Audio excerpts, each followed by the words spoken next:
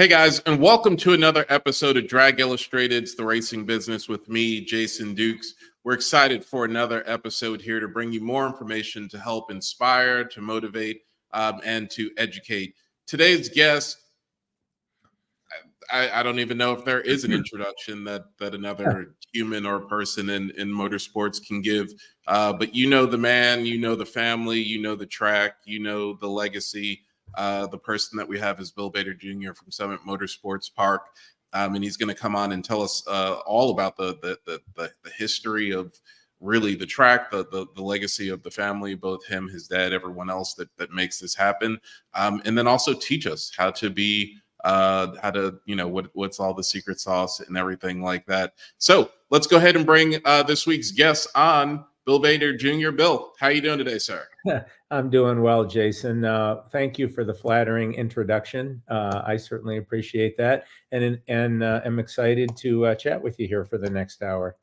Awesome. Well, it's really cool to have all the different guests that we have on the show, and actually to hear them be flattered of the introduction, because it's really who all you guys are. Sure. We appreciate everything that you do for the industry, and that there really wouldn't be an industry without you. And so the way that we normally go with the show is we start out with where everything is today, and then we go all the way back to the beginning, which for you maybe before you, right? Like it actually may be a little bit. Yeah, I'm thinking so. Yes. Before you, so we'll go back and then tell the whole story on the way up, and then all the different business advice and knowledge throughout. So tell us exactly where you guys are now. What did last season look like for you guys? What does the upcoming season look like for you? Where are you now? Well, as of right now, we are coming off arguably our best season in our history. And in fact, coming out of COVID, 21, 22, 23 have been three extraordinary years of racing. What made this year special, obviously, we celebrated a couple of anniversaries. The park was built and opened in 1963, so we celebrated our 60th anniversary. And then, of course, our family's 50th year of owning Summit Motorsports Park. So we had the 50, 60 anniversary magic working for us this year. We had the third year removed from COVID. People came out in mass. People, and not necessarily just motorsports fans. We had number one comment I heard this year from many of our guests was first year, first time here, first time to the Night Under Fire, first time to the Summit Racing Equipment and NHRA Nationals. And I think there are certainly some reasons for that. But we are coming off a string of 3 years that are truly a blessing from the Lord above. And we're going to continue to ride that momentum. We've got our 2024 schedule that we released a couple of weeks ago, and everything is bigger, better, right? I hate sitting still. I hate resting on our laurels. I hate just rinse, wash, and repeat what we did last year. So kind of blew up the Night Under Fire, kind of rebuilding that. The cavalcade, we're going to take a different approach to. We launched an inaugural event this year, the World of Mopar, that was over the top. And so, you just keep enhancing, you keep offering value, and you stay true to who you are. Awesome. This is the type of show where we'll probably pick apart like everything you say in the best possible way. But I am curious about the one thing, and then we will go all the way back to the beginning. Sure. But you talked about first timer, and then you said there's some reasons for that, and I'm sure everyone eyebrow went up. Like, we want to know the reason. What's the reason behind first timers? Well, I think a couple of things. First of all, in 21, 22, and 23, I saw guests coming back to live events in waves. The first year wave was the most ardent, hardcore, stubborn, older demographic who just was angry and defiant and was going to reclaim their right as an American to come back out. Then we saw the next wave in year 2. And then in year 3, we saw a lot of pent up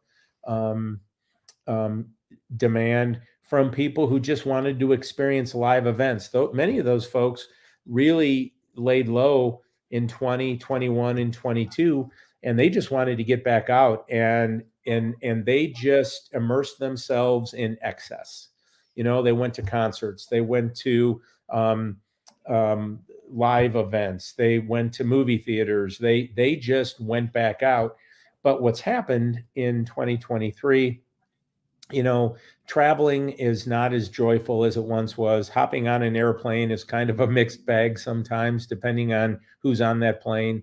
Um, Inflation. If the plane shows up. If the plane shows up, oh yeah, that's a whole different conversation. But there used to be a day that hopping on an airplane was just fun, and you could go to your airport and you could say, "Hey, where are we going to go for a long weekend?" Well, now obviously that's changed, but the point is, I think people, in our case, and I think in the case of everybody in motorsports, people look for entertainment closer to home, and you at that point educate people about why they should visit your park, what are the benefits, and then the overarching message is, you can come and visit Summit Motorsports Park, and there's a money back guarantee.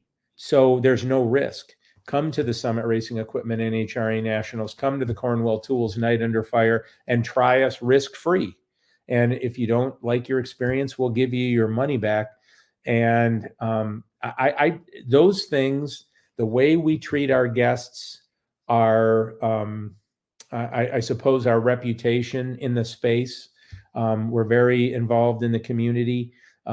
We are very aggressive marketers. We're multi-channel marketers. And I just think people were looking for things closer to home that were more affordable, right? Kids 12 and under are free. We never charge for parking. So kids 12 and under free parking, free access into the pit area, and an unconditional money back guarantee. Gotcha. Yeah. This is a question that I'm going to put on ice. I don't necessarily want to answer it now because I want to go back to the beginning, but just a question that I'll throw out there. We can put on ice and answer it anywhere along the way is, where did you guys, and it will probably be something that comes up as we tell the history, but talk to many promoters and people in the business. People are, you talked about three different people, like the old folks who were defiant, the middle guys, and then the completely new people.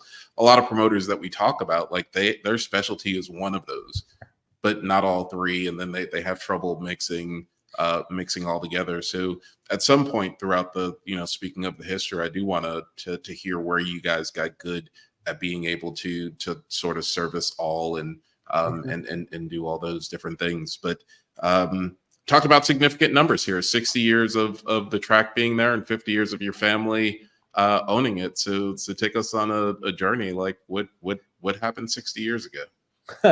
Well, I wasn't born. The track was built in 1963 by a local banker. Vince Schubert was his name, and he built the track in hopes that it would be something his son gravitated toward and would get involved in fully immersed on a full-time basis. That didn't happen for a number of reasons. And so the park was closed. And my father was a super modified racer for many years. I guess to go back, my father graduated from high school in Cleveland at St. Ed's. It was an all-boys school. I think it still may be. Went to Dayton University in a pre-med program because Grandma Bader wanted him to be a doctor. Didn't want to be a doctor. Left the University of Dayton. And from that moment on became the definition of entrepreneur. And he was involved in all kinds of different things. He had raced supers. So it was natural for him. He ran Sandusky Speedway for a period of years, and then got a phone call. And the phone call basically was, "Hey, we want to sell you Norwalk Dragway." And my dad said, "I don't have any money." The response was, "You don't need any money." Be careful when somebody says that to you, by the way. But all kidding aside, and the rest was history. Dad bought Norwalk Dragway sight unseen, having never visited the park, having never seen a drag race. And remember, he was a round track guy. So he buys the track in 1973. learns very quickly of the many differences between round track racing and drag racing. Quick, funny side story, breaking out in the early years of my father's career didn't seem to make sense. So when somebody broke out, Dad just put them back in. Because remember, in the round track world, the goal is to go as fast as you possibly can. So the idea that you went too fast in a drag race did not compute in the beginning. But of course, racers have a way of um, very outwardly expressing their displeasure with decisions. So he learned very quickly a breakout is a breakout and not grounds for reinstatement. But he went about learning the business, and he had applied everything he had learned over the course of his lifetime with respect to guest service, with respect to quality, with respect to value and pricing and being family centric. We are a Roman Catholic Christian family. So obviously, honesty and integrity were always central focus in my dad's plan. And it just all, he is a workaholic. He worked morning, noon, and night. He worked to the exclusion of all else, of everything else, and just went about taking this 100-acre parcel of property that had a total seating capacity of 800 people. The west side of the park, which is now the Summit side, was a cornfield. So 50 acres of the 100 were corn. The remaining 50 acres, which is now the east side, the Ohio Cat side, that was giant gravel, broken rock. I mean, that was just painful to walk on. No roads. The fence along the perimeter of 18 and 601 was falling down. I remember visiting the park in 73, and I remember I see it in black and white. I can see that first visit and just what a state of disrepair the park was in. But my father didn't know how to do anything else but dig in and work. And he worked and he reinvested everything that he had. And I started working here when I was 10 years old in 1977. And the events that were being offered, the programming, the offering was very drag race specific, very backgate car centric. It wasn't really at all concerning fans. It was more about competition. My father was a race car driver. And then he had expressed an interest in one day hosting an NHRA national event. And he was told by the NHRA that would never happen. So my father reached out to Larry Carrier at the International Hot Rod Association, befriended what became a lifetime friend, Ted Jones, who now owns Masters Entertainment. And my father worked and reinvested and built, and we were able to host our first IHRA national event. That probably was the first time that we gained any type of notoriety or were known for anything. We then later secured a Super Chevy show, which was, if you couldn't get an NHRA national event or an IHRA national event, that was the next hottest thing that you could put into your product offering, was a Super Chevy show. Well, can you also the evolution of the track at that point? Like, you took us from 800 seats, corn and gravel. During the first IHRA event, during the first Super Chevy, what had the track evolved to by then?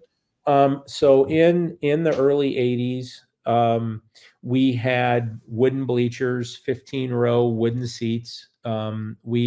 Our seating capacity, I don't know, 5,000 seats at or about that time. As my dad started making money, we started securing some larger, more lucrative sponsorships. He took all that money and poured that into paving. So we started to pave roadways and started to reinvest in having better parking lots, and what that meant was rolling the ground, making it flat, making it smooth, seeding the grass so it wasn't mud. We completed our first significant investment in the mid 90s. And that was when that was a $2.2 million expansion. And that was when we started taking the old wooden bleachers out. That was when we started putting in the 40-row grandstands, the southern bleacher grandstand that's on the east side of the park. That was part of that expansion. We built a beautiful bathroom and shower facility. We built the Quarter Mile Clothing Company, which was our 2,000 square foot pro shop. So that was our first, and ironically, it was in the middle 90s when my father said that he was kind of at a crossroads. I graduated from college in 1994, and he said, "Hey, we're kind of at a crossroads.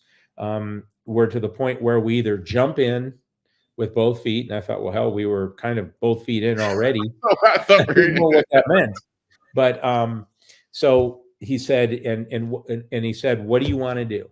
If you want to get involved in this business, I need to know, preferably now, and we're going all in. If not," he was looking at selling the park or looking at other ideas. And I said, "Okay, I'm in." And I jump in, and we start spending we start borrowing millions of dollars. And then, of course, by the late 90s, Dad had handed me the keys and said, "I wish you well." We had purchased the International Hot Rod Association, and he had moved out of here. Was that 1998, I think. 98, the winter of 98. So, and then we just continued to move forward. The next substantial expansion was in 06, 07 for the move to the National Hot Rod Association.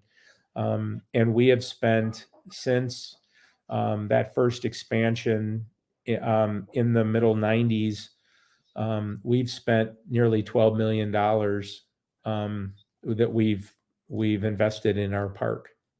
Nice. Now I know that things have changed, and I don't really want to give people advice from raising money in the 80s and 90s. But can you tell us, how was the getting the loans and the raising money when you did, and what are some of the lessons that you learned and advice that you can give people listening to the show? Well, I will tell you that we had built a relationship. My father was 100% relationship driven, plain and simple. Bottom line, we are all of Lebanese descent, and we excel at hospitality. So, my father, every human being he ever met, he remembered their name. He was genuinely interested. He was fabulous at being present in every conversation. It wasn't like, "Jason, I would be talking to you, but I'm looking out my window and looking all over the place." He was 100% invested in those conversations, and he built relationships, and he built trust, and he built this sense of belief in his vision, right? Because he was like the little train that could, hopefully, Right. because he was flat broke. Let's, when small market racetracks, and I mean no disrespect in that description, but when a small market racetrack looks at Summit Motorsports Park, they immediately think we came from privilege, or that I just have money flowing out of every crevice of my body, and that is simply not true. When we started on this endeavor, my father didn't have two nickels to rub together. There was no inheritance or trust fund or anything like that. My father was an iron worker. Mhm. But he was able to get people to buy into his vision for what could be. So we had a relationship at National City Bank. They were a small hometown bank, and I knew all those players. My father introduced me to all those folks, and they bought in, and they bet on the man, not the idea, so to speak. They bet on whatever Bill Bader Sr. did, it would work. And that was really, back then, decision making from a banking level was made locally. And that would be something I would encourage every racetrack to do, is bigger is not always better. So find a hometown bank that has some presence, that has some lending ability, and get to know those lenders, get to know the people in that bank, invite them out to your racetrack, ingratiate them, excite them, paint your vision for what your plans are and what your park can be. And it's at the end of the day, when you're lending money, um, you're investing in that person and that vision and that idea. And even if something goes sideways, like the Great Recession of '08 or the pandemic of 2020, the idea is Bill Bader can get through that. That's what we believe at our hometown bank. So that would be, I think, the very best advice that I could give to any racetrack. Yeah, yeah. Have people bet on you. There's some people I almost hate when they're walking towards me because I'm like, I'm going to say yes to whatever they say just because I believe, Yep. just because I believe in them. So tell us where it went from there. So then you guys got hooked up with the NHRA. Well, actually, so let's still continue in the evolution of the track. So then, how big was the track at that point when NHRA came aboard? Well, so originally we were with IHRA, and we were 4 or 5,000 seats at that point. We didn't have flush bathrooms. We had porta johns. We had lots of stone and dirt and grass as the IHRA, and then later the Super Chevy Show. And then, 46 years ago, my father created the Night Under Fire. 50 years ago, he created the Halloween Classic. And those events were born surely out of necessity because you really can't make money on bracket racing. And so he said, you know what, we need to, and that was the dawn of we are in the entertainment business, not the racing business. And so we started creating compelling content. We started creating offerings that people got excited about. We started entertaining fans. And that's really when I'm the financial coffers started to fill up a bit, and we took all that money and we invested it in paving, we invested it in seats, we invested it in, we started buying ground because our original parcel was 100 acres. We're now a 300-acre facility. Okay. So we started buying parcels of property because with spectators oriented events, you need to be able to park cars, and you can park 119 cars on an acre of property. So, and for the Night Under Fire, it's about 2.5 people per car. So, when you create the idea of, hey, we're going to put 10,000 people in our park, well, where do they sit? Where do they park? Are there enough bathrooms? Are there enough food? What's the food court look like? So we started growing and our footprint got bigger. And I said, as I said, my father reinvested every dime he ever made at this racetrack. And I said, what's the plan? And he said, we're working for down the road, and here I am. I started when I was 10, I'm 56. So I'm 46 years down the road. Right. And we keep doing the same thing. We just keep reinvesting and growing and making the experience better for our guests. So we get through the the 1980s. We come into the 90s. I come to work here full time in 1994. IHRA is doing quite well, actually. Night Under Fire, now we're pre-John Force. 20,000 people came to Night Under Fire before John Force was ever invited to the Night Under Fire. So we had a very successful Night Under Fire. We had, a funny car fox hunt. We had a season opener. The Halloween Classic had done 1,623 cars at the 25th anniversary, which was 25 years ago, because this year was the 50th. So we're humming along. We are expanding our staff because we have more ground to take care of. We have more grass to mow. We start to form departments. You know, we have a full-time food and beverage manager. We have a full-time merchandise manager. Um, and from there, it just kind of exploded. My father purchased the IHRA. We're kind of humming along. We're growing every year. We're expanding. We're very successful, nicely profitable, all good. And then my father leaves the IHRA, and there's kind of a tremor, some alarming trends with the International Hot Rod Association that I really don't want to drill down to today. But the long and the short of it is, it's time for a change. And that was like a shot heard around the world, that when we moved from I to N, I knew it would be a big deal. I didn't realize it would be quite as big of a deal as it was. And I pick up the phone and call Tom Compton, the president of the NHRA. And I said, "Hey, Tom, this is Bill Bader. I would like to host an NHRA national event." And he laughed. Not really a great way to start a conversation. But we started in the summer of 04 with conversations. My father leaves the IHRA, and in November of that same year, 2004, Tom Compton reaches out to my father to wish him well on his retirement. And he said, "Hey, I've been talking to your son about an NHRA national event."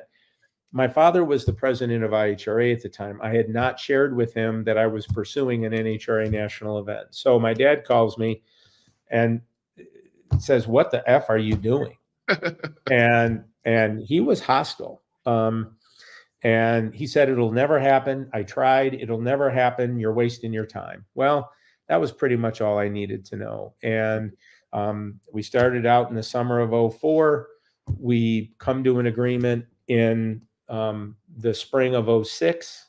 And we announced, beginning in January 1st of 07, we are the home of the Summit Racing Equipment NHRA Nationals. And that was something that was as much of a personal decision as it was a business decision, because my father was told very early on in his career that there would be no way that he would ever have an NHRA national event. And he was really upset about that, because that was something that was a core objective of his.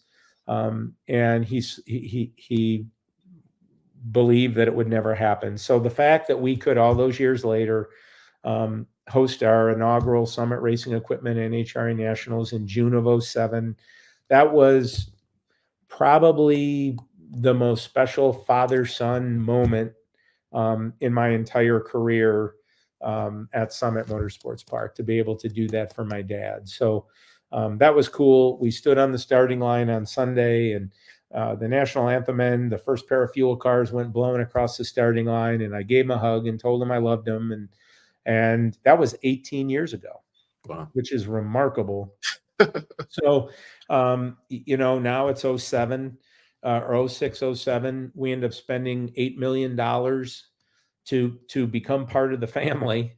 And we ended up paving the entire east side of the park, and we added suites, and we expanded our office. And actually, some people may not know, like, including myself, to become part of the family. Explain that. I'm sorry. In order to host an NHRA, in order to become an NHRA national event track, we had to spend $8 million. And that was paving the pit area. That was 30 acres of pavement. That was suites, 8 suites. That was a media center. That was new this, new that. So we spent that $8 million that we were contractually bound to do, and in exchange, we could become an NHRA host, a national event host facility in 2007. Gotcha. And probably also loaned money at that point, or just reinvestment, or? Oh no, that was borrowed. That was That was borrowed. more Yeah, let borrowed. me be very clear. That was the lion's share of that was borrowed money. And again, National City, um, great partner. They stepped up, and I structured a deal where that was a loan, and and we got it done. We had, we got to 2007, had an incredible year in 2007, had just an over the top Summit Racing Equipment NHRA Nationals, beautiful weather, beautiful sunsets, great air, cars flew, great crowds. And so 2007 was like a storybook year. We came into 2008 with that same energy and momentum. And then, of course, in October of '08, we enter the Great Recession. My bank gets absorbed by a larger bank. So everybody that I had a relationship with forever, my lenders, my everybody were gone, and now I'm working with a bank I don't know, um, and And vice versa. They don't know you. yeah, correct, correct. So we got acquainted, and I ended up leaving that bank and getting back to a hometown bank, Savista, where we bank now, and it really is that experience that I enjoyed for so many years with National City. So, we get through the Great Recession of '08. We become innovative. We create a payment deferral program. We were probably, I think, the first track to do that, where you could buy your tickets, you could get your tickets, and we would set up a 3 or 4 installment plan where you would pay in 3 or 4 payments. We had some great years in '09, 10, 11, 12. We continued to reinvest in what we were doing, and so that kind of took us up to COVID. And part of the reason COVID 2020 was so difficult for us was because we had a lot of debt. We owed the bank a lot of money. We were heavily leveraged, and we had some wet years in 16, 17, 18, some really ill-timed rainouts. We rained out the night under fire. We had some rain at the national event, and the economy really took a while to come back around after the Great Recession of '08. But again, we continued to get creative in how we did what we did, and so I felt 2020 was 2020 was going to be a barn burner. It was set up to be a barn burner. The economy was humming, life was good, sponsor dollars were flowing, and COVID happened, which was unimaginable to me, and we couldn't open in 20. A lot of pressure from the community, not in a negative way, but genuine fear and concern about bringing 40,000 people to Norwalk, Ohio for the Cornwall Tools Night Under Fire, right? And all of these mass events. And I don't remember what that term was. There was a term in 20, these mass gatherings would cause these giant outbreaks. There was a term for that. But Yeah, feeder. I don't know. People I are don't probably going to remember. It be was blowing up crazy. the chat trying to help us Yeah. out with it. But yeah, But in any case, we couldn't open in 20. We had at that time 26 full-time people and 430 event staff. And when I saw what was happening and I saw things dissolving, I saw facility lease partners start to cancel their events based on uncertainty, and I just saw my year dissolve before my eyes. That coupled with the community concerns, I didn't want to be a super spreader. super spreader. There it Super is. spreader. I did not want to be a cause of a super spreader or wiping out my Norwalk, Ohio. So I made the decision to just not open. I reached out to all of my partners, meaning sponsors and our guests, right? We had sold over $1 million in tickets for the 2020 season. I had a lot of masters that I was serving at that time, and I made that decision. And we basically covered up and lived to fight another day. And I think in hindsight, I have no regrets. I have zero regret about how we retained every sponsor. We didn't have an issue where we tried to pound a round peg or a square peg in a round hole, where we got into an argument about delivering delivering value to a sponsor. There was no question. We delivered zero value. We weren't open. We carried everybody's stuff over to the next year. We gave every ticket buyer the option for a full renewal or a full refund. 90+% of our guests carried their money over to 2021, which I will be eternally grateful for the rest of my life. Again, they believed, right? I mean, we had over $1 million in guests' money, and they just believed that my family would do the right thing in 21. So, doing business honorably and with integrity, there are no downsides to ever conducting business that way. So I know every square inch of my property. I mowed it because we had to keep up with maintenance. So myself, my wife, my son, my sister, and our controller all continued to work here. And we mowed 300 acres, and we did weed eating, and we did all of the maintenance that we needed to do in the facility. And we came back in the fall. We kind of put the band back together, so to speak. And we have been riding an incredible wave since that time.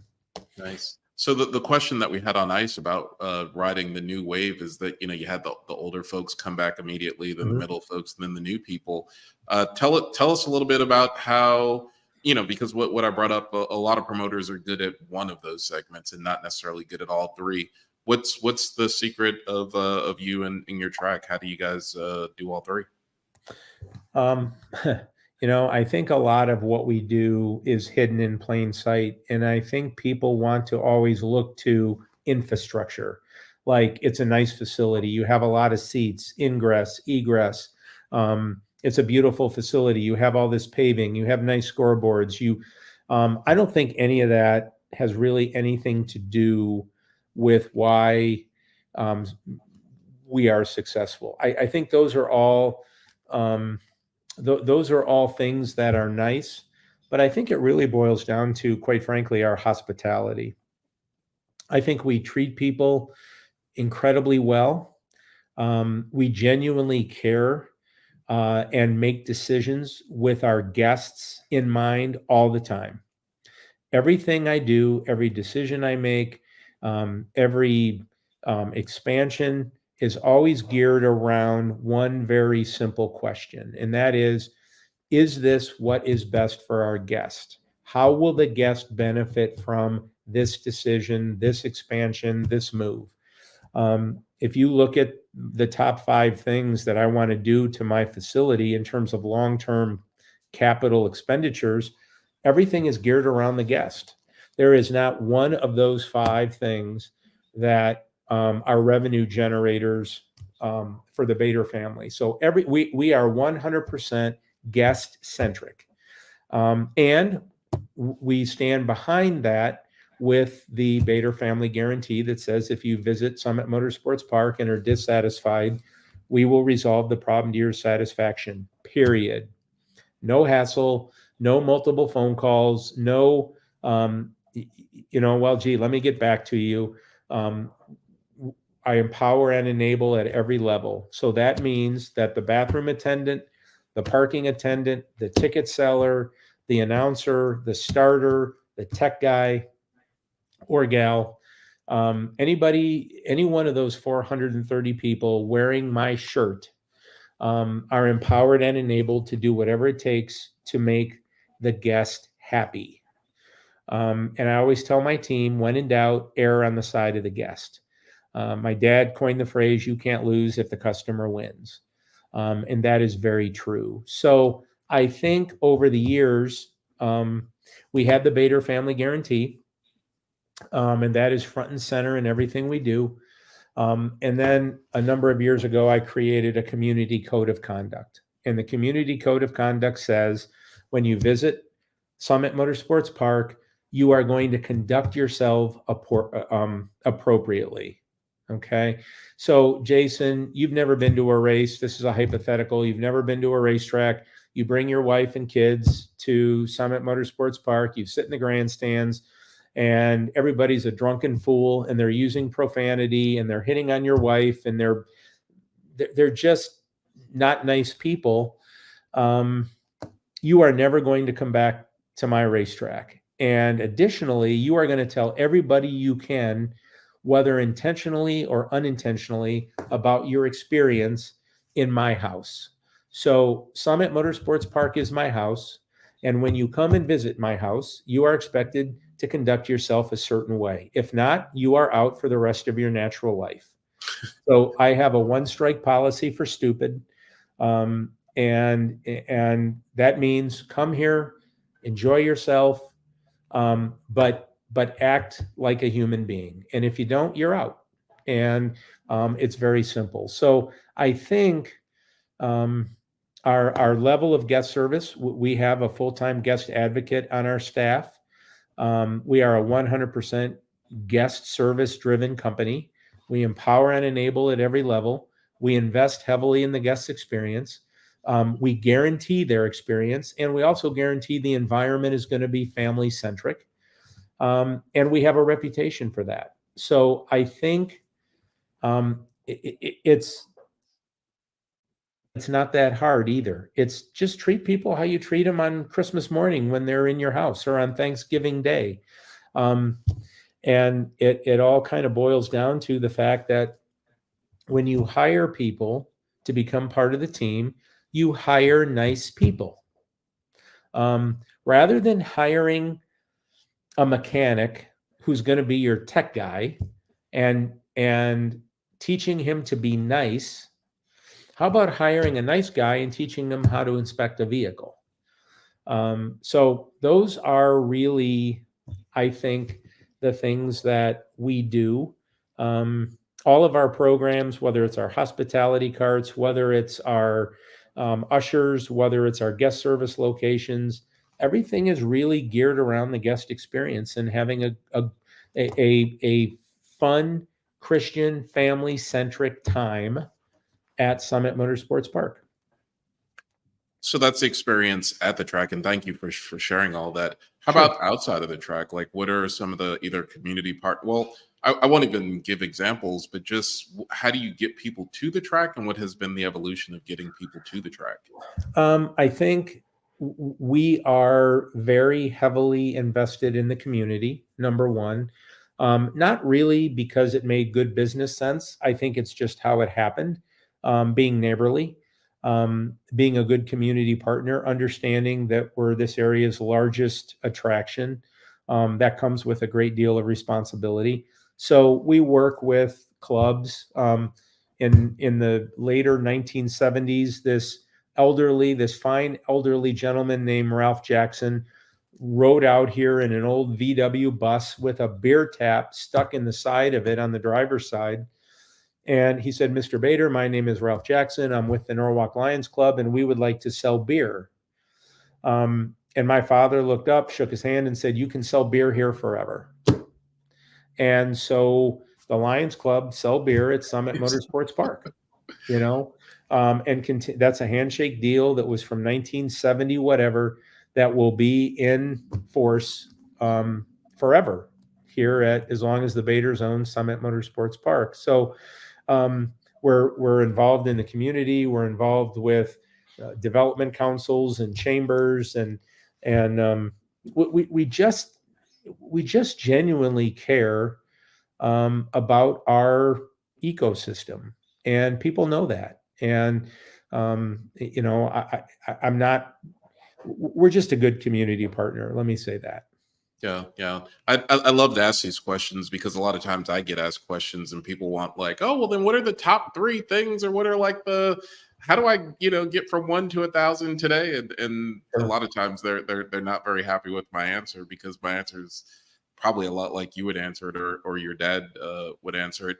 To your dad, he said, working for down the road. Like, can you talk a little bit about that? I mean, you've already talked a little bit about that, but more in the context of, you know, the current like get rich quick, must have it now, instant gratification that a lot of people deal with today? First of all, that's not real. Um, is somebody going to invent the next paperclip or the next sticky note or the next? Yeah, unfortunately, that's not going to be me. So I have to come to work every day and I have to operate my racetrack. So I think, you know, the future is what we make it. I think that why would we expect our guests and our racers to think something's a big deal if we don't think it's a big deal? I think what we don't often recognize, and I'm guilty of this sometimes too. um, I am a huge Green Bay Packer fan, and one of my greatest memories was the first time I ever drove down Vince Lombardi Way and I saw Lambeau Field. And I'm driving with my wife, and I actually pull over on the road and I get out and I stand on my step and Jamie said, "Get in the truck." And I said, "Jamie, that is Lambeau Field, for God's sakes. That's the promised land." And then I had that experience when my youngest son, Garrett, got to run out of the tunnel at Notre Dame Stadium. He was the Demon Deacon mascot. He had graduated from Wake Forest. So Garrett, his senior year, got to run out of the tunnel, and we went to a game at Notre Dame. And my point to that is when people come to our racetracks, many of them view our facilities how I just described my feeling toward Lambeau Field or my feeling toward, you know, touchdown Jesus in Notre Mhm. Dame. We forget that. Okay. We get sucked into the daily grind of we got to do this. We work 100 hours a week. We don't have enough sleep. We're getting beat up. We've got all these masters we're going to serve. We have to remember what we do is a very big deal to millions and millions of people. And so the next time we think no one cares, walk around, look at your pit area, look at your grandstands, look at all the interaction, look at all the smiling faces, look at all of the, and that's the greatest contribution I can make. I don't sing, I don't dance, I do both, but not well. The best thing I can do is entertain from my zip code. And at Night Under Fire, when there are 40,000 people here and they're all stomping their feet and they're all having a good time, and the national anthem ends and the planes go by and "We Will Rock You" is pounding away and people are having a good time, that is no small feat. And I'm not saying that to be boastful. I'm saying that what we do is a big deal to our racers and guests. And I think I think a lot of people lose sight of that. They're involved in the daily grind of all the challenges of how much a drum of glue costs, or I can't find this, or I need more of that, or you know, my neighbors are screaming at me because I'm making noise, and no, no, we need to view what we do through a different lens. And our sport is the greatest undeveloped American made sport left in the United States of America. And in my opinion, we're not doing nearly as good of enough job as we should be. And if we don't get our act together, we will never take our rightful place in American sports entertainment, you Right. know? Yeah. We have a final segment, but before that final segment, I do have a quick question that just a quick answer to for time's sake. And you can answer this however you want to. What was the biggest failure and what was the lessons learned from the failure? My biggest failure was covering 420 feet in clay to do a tractor pull on my racetrack. Um, so I had come up with this idea that I created an event, trademarked the name, the World Series of Pulling. I had thrown everything at this event I knew to throw at it, and we had spent a year and a half promoting it. And everybody said, "Bill, do it off the track." And I said, "No, I want to do it on Broadway." I we covered 420 feet from the starting line darn near to the end of the seating bowl guard wall to guard wall with 18 inches of clay, with a base layer of sand, clay on top, compounded or compacted, 18 inches thick. And I was so damn proud of myself, and ended up losing $250,000. I So there's two lessons in that. The first lesson is wake up every day and dream big, because if you dream small, you'll be small. If you dream big, you will be big. So dream big. The second part of that lesson is don't ever, ever, ever lose your objectivity, because I was so sure this was going to work that I just was sure it was going to work. I was convinced that there was no way. The biggest tractor pull in the world is just down the road from me in Bowling Green, Ohio. We have addresses for 220,000 households. We're a cherished brand. There was great crossover. Well, a couple things happened. Number one, I made probably some poor decisions. We had rain. The big day was Saturday. It rained out. I didn't know how a man-made track would perform on my racetrack after 2+ inches of rain on a Saturday morning. So my dad always said, when you play another man's game, you pay their price. And the lesson was, when I have rain at an event, I 100% know what I need to do. I know how to dry it. I know how to prep a track. I know how to get it in top race form. And all the drainage is set up to not have dirt and clay on top of it. Yeah, exactly. So I wasn't equipped to deal with the nuclear scenario of what happens if it rains all day Saturday. I still think the event could have worked had I brought it back for a second year. I think by year 3, it could have become nicely profitable. I think by year 2, I would have come close to breaking even. I think in year 3, it would have become profitable. But in order to do it the right way, I really need to give up at minimum 2 weekends. And I can't afford to do that in the dead of summer. Right. If I lived in a market where I could race 52 weeks of the year, but I basically am good from the middle of April to the middle of October. And for me to, in the dead of my summer, when I've got Blue Suede Cruises and Pontiac Nationals and national events and Night Under Fires, and oh, by the way, I have to continue to serve my Edelbrock Super Series weekly bracket program. I just couldn't give up the valuable amount of time in order to execute that thing the right way. But the lesson was, Bill, don't become so enamored with your idea that you lose some objectivity and look at the big picture. Gotcha. I'll probably do it. I am not content with 30,000 seats, 300 acres, and everything we have going in this venue to be earmarked for just drag racing. I want to be a multi-use facility.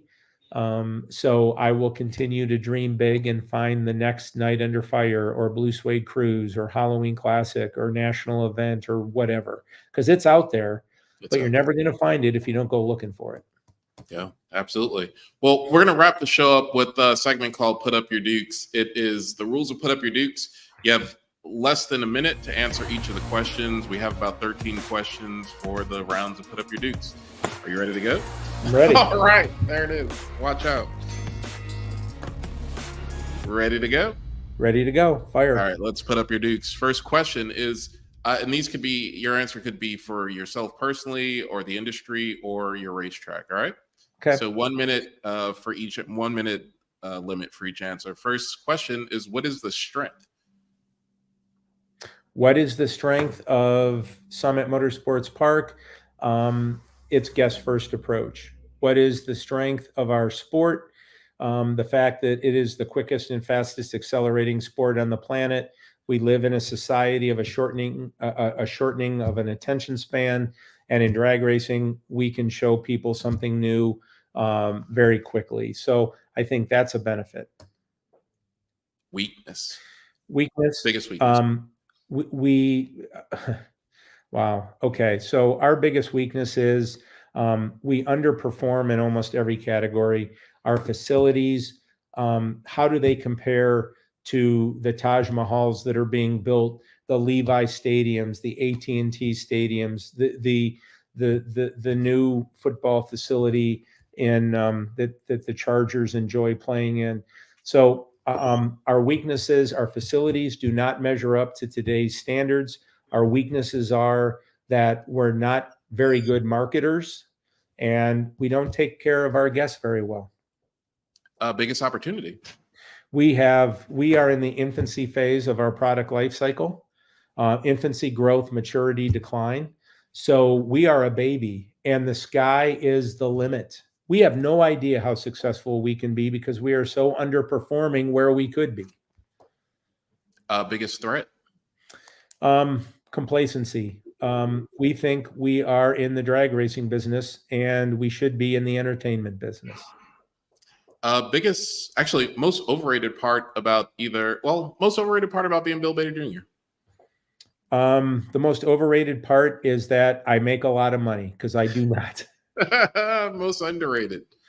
I think people sometimes don't believe that I care as much as I do about our guests and their experience, because that literally is central focus in everything my company believes in, and every stride, every step, every decision, guests first. Biggest mental hurdle. Biggest mental hurdle.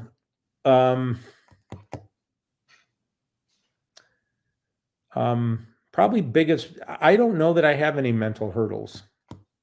What's the last thing that you have to say for the older generation, the guys that came before you? Thank you.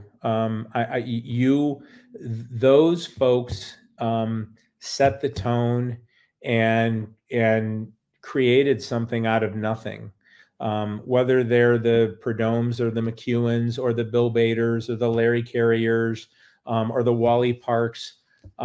What visionaries, and thank you for everything that you did to get us to this point.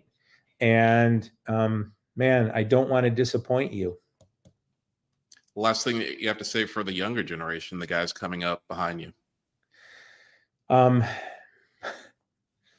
I don't want to get political. I guess what I want to say to the This is the business. This is the racing business show. Get political, get honest, Okay. get all the things you need to get, because we want to inspire people, we want to educate, we want to motivate. Like, this is the real show. To young people, you're going to work your butt off, and you're going to be underpaid and underappreciated. So have a passion for what you do. A passionless life is a wasted life. So have passion, have fight, attack things with a fury, but be inspired. If you're uninspired, don't even get in the game. And the last thing for your peers. For my peers, let's figure this thing out. Right now, the opportunity is ours to take this great American sport and elevate it. And we need to work hard. We need to work together. We need to build up. We need to not tear down. To spin off or create parallel organizations or do different things. Let's all get in one room. Let's have the conversation, the tough conversation, and let's figure this thing out, because the upside is incredible. What does Bill Bader and or Summit Motorsports Park need from the racing business community? I just need you to believe in what we're doing and support us. And if we fall down, give us an opportunity to fix it. We are 100% committed to you, your families, your experience. My dad always said the complaining customer is your friend. So give us a shot. And if we don't meet expectations, give us an opportunity to make it right. I believe in the Norwalk experience. I believe in our mission. I believe in our product. I believe in our team. We live in the greatest country in the world. It's a great sport. It's an exciting sport. It has unlimited upside. I mean, what more could you ask for? To wake up every day in that kind of an environment with those kinds of opportunities, with the community that we have, no place I'd rather be. Well, we appreciate you so much for the words today, but more than anything else, for the actions and all the heart and the belief. Um, Man, I wrote it down here somewhere in my notes. Lord, where are my notes? But you talked about just value, pricing, honesty, and integrity. And we thank you for all those, not just in the words, but for how you show us the way and lead the industry and what you do. So we appreciate you being a guest on the show and appreciate all the things that you do. Well, Jason, thank you very much. Can I take my gloves off now? Are we done? Yeah, you're done. Yeah, you can put Okay. you can put your nukes down. Absolutely. All right. So, thank you very much. And that was another episode of Drag Illustrated's The Racing Business. Thank you very much for being here with us. We appreciate it. We'll be here every week. Remember that we're brought to you by Racers Club, and look out this Friday for the big drop that is happening. And then thank you to the Drag Illustrated team that helps put all of this together, including executive producer JT Hudson. So thank you very much, and we'll see you guys next week. Thank you.